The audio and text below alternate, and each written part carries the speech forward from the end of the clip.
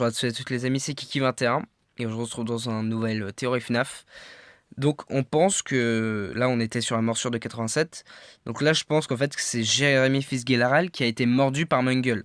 Et le gamin de FNAF 4 en fait a été mordu aussi. Donc on verra plus tard si c'est le gamin ou justement notre gardien de nuit Jérémy Fitzgerald. Donc voilà. Jérémy Fitzgerald semble être la vraie victime, pour nous en tout cas. Parce que lors de la nuit 5, le Phone Guy nous dit qu'il pourrait nous faire passer un poste de jour, qui vient juste de signaler, de s'ouvrir. En gros, le poste était resté près des animatrix pour qu'il s'assure qu'il ne fasse de mal à personne. Si Fitzgerald a vraiment fait ce poste, il est la victime, à coup sûr. Pourquoi surveiller que les animatroniques en fait n'attaquent personne? C'est louche quand même. Ils ont simplement été programmés pour... Ils ont jamais eu de mode attaque, ils ont été programmés pour divertir les enfants. Alors pourquoi il doit s'approcher des animatroniques et les surveiller? Parce qu'en fait, au fur et à mesure des parties on apprend que les animatroniques agissent bizarrement en fait. C'est pour ça qu'on va écouter les appels. La nuit 1. Lors de la première nuit, on apprend que le Fodkai nous dit qu'il nous donne plein d'infos intéressantes quoi. Il dit que les Modai Toy sont équipés d'une reconnaissance faciale et qu'ils ils ont une donnée à une base criminelle. Et le son que Mungle fait, on dirait une radio justement qui fait des bruits en morse en fait. On pourrait entendre en fait SOS en morse. Moi je l'entends pas. Même si les voix sont assez de mauvaise qualité, même moi j'entends. Donc là la voix est dégueulasse, vous entendez pas mais voilà je vais dire en gros. Je vais écrire. Donc là en gros c'est en morse. Donc là c'est ce que en morse on entend.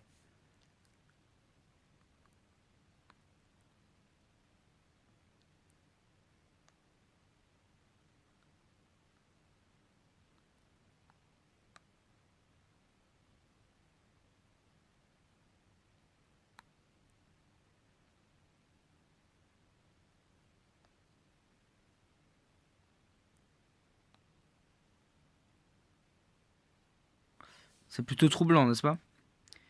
Mais tout ça, c'est une interprétation des fans. Le son est bien trop compliqué à décrypter. Moi, je peux pas affirmer que c'est réellement ce qu'il dit. Mais s'il s'agit réellement de cela, peut-être que Mungle essaie de contacter la police. Pourquoi essayerait de prévenir les autorités? On ne sait pas pourquoi. Attention. L'un des tueurs serait un ouvrier de Five Nights at Freddy's. Donc c'est pour ça que Mungle en fait surveille les adultes.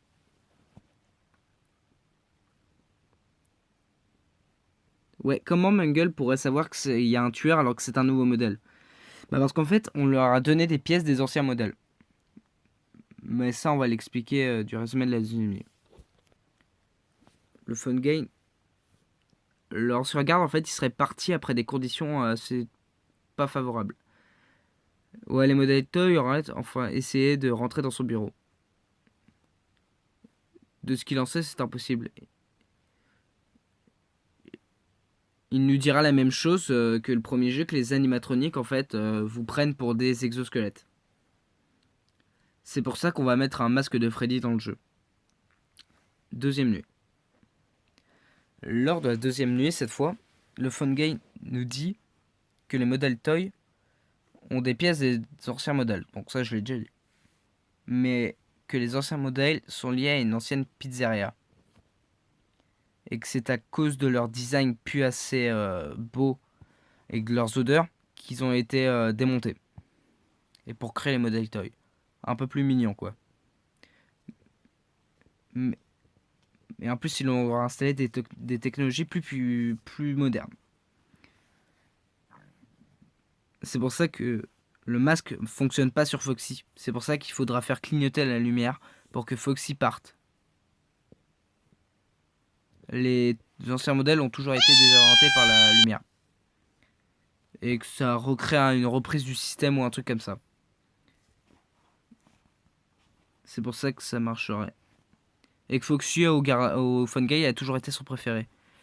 Et il expliquera qu'il faudra remonter la boîte à musique. Et il va préciser: je n'ai jamais aimé cette sorte de marionnette. Elle est toujours en train de penser. Très bizarre. Troisième nuit. Pendant la troisième nuit, le Fun Guy nous explique que Mangle est principalement fait pour s'occuper des plus jeunes, mais qu'à chaque fin de journée, les ouvriers en fait avaient marre de la reconstruire. Ils ont arrêté. Ils la laissent comme ça, une attraction de reconstruction, une connerie comme ça. Une sorte de bordel de pièces. D'où son nom Mangle, qui signifie le démembré. L'homme au téléphone nous dira également que les rumeurs qu'on aurait pu entendre à propos du restaurant sont fausses et n'ont rien à voir avec ce restaurant. Le garde de jour n'a rien remarqué d'inhabituel de plus. Si des rumeurs commencent déjà à se faire entendre, dès le troisième jour aurait fait quelque chose. Et si on pousse le délire un peu plus loin, on pourrait imaginer qu'il a déjà commencé à faire des meurtres. Nuit 4. Lors de la nuit 4, le Fun Guy nous dira qu'il y a une petite investigation par la police et qu'on devra fermer le restaurant. Il nous dira qu'il y aura des contacts, éviter les contacts visuels avec les animatroniques. Il semblerait que quelqu'un aurait falsifié leur système de reconnaissance faciale. Il précisera même que les personnages étaient presque agressifs envers les adultes. Donc lorsqu'ils croisent un adulte, ils les regardent fixement, mais qu'ils interagissent normalement avec les enfants. Si on part toujours sur le fait que le tueur travaille dans le restaurant, c'est que les animatroniques se méfient. Parce qu'elles ont été modifiées.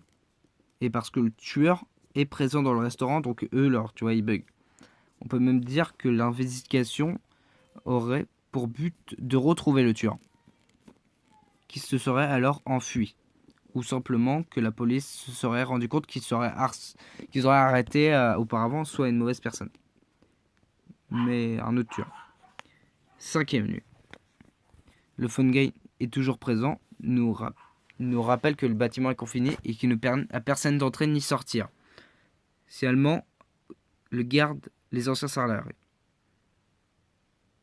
Qui nous parle du fameux poste de jour, qui vient de se libérer, et qu'il n'avait jamais cité auparavant. Il nous dit également qu'il n'y a pas de remplaçant pour le poste de nuit, alors il va s'en charger. Mais qu'il y travaille. Ils vont essayer de contacter le restaurant original en précisant qu'il était le Fred V Family Dinner ou quelque chose du style. Même si ça fait des années qu'il est fermé et qu'il doute de trouver quelqu'un, ils vont essayer quand même.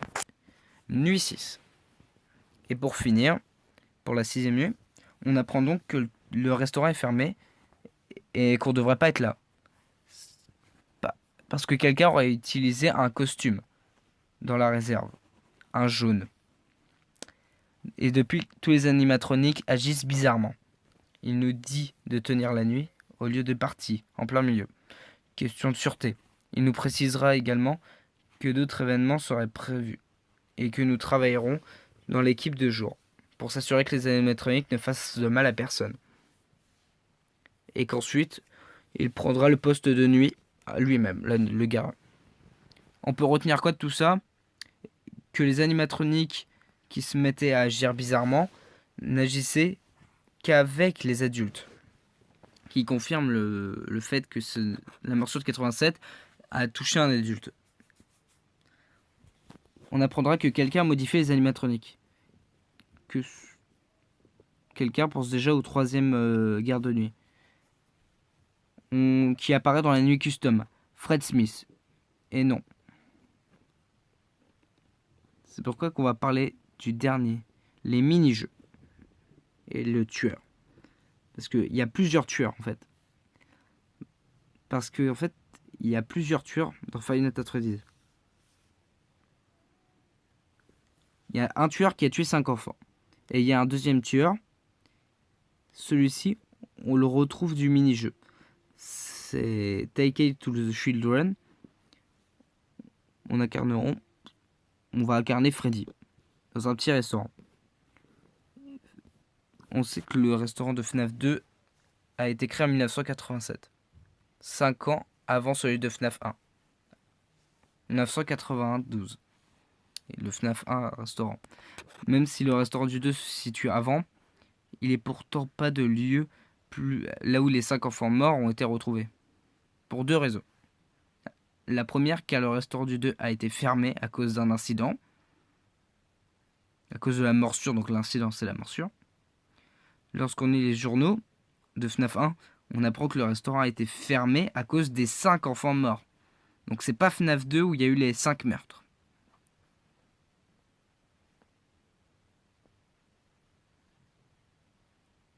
Pas à cause de la morsure de Mengele, quoi. En plus, le restaurant était ouvert que quelques semaines.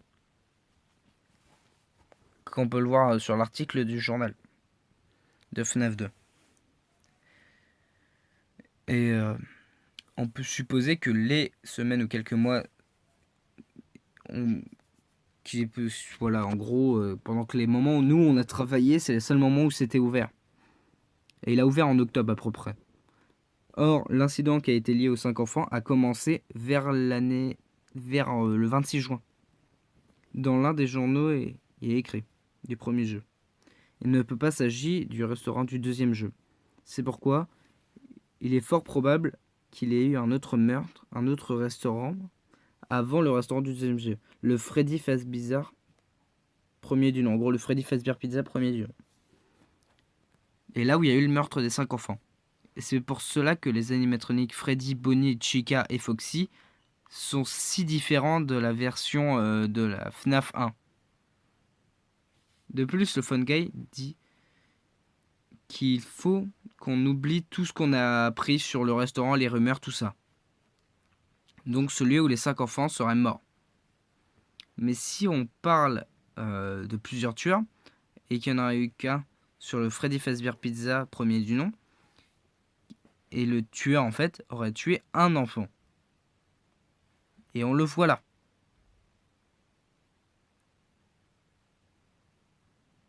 Freddy Family Dinner. On pense que c'est ce restaurant.